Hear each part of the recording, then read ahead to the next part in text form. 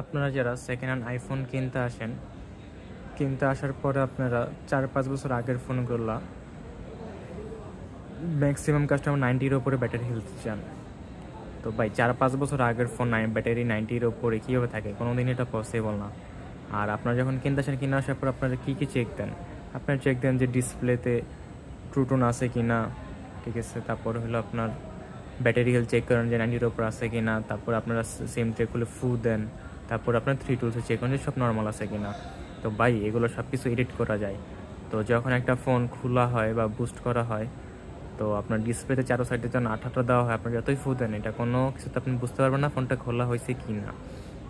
তো আপনার তাহলে কীভাবে বুঝবেন যে একটা ফোন খোলা হয়েছে বা ব্যাটারি বুস্ট হয়েছে কি না?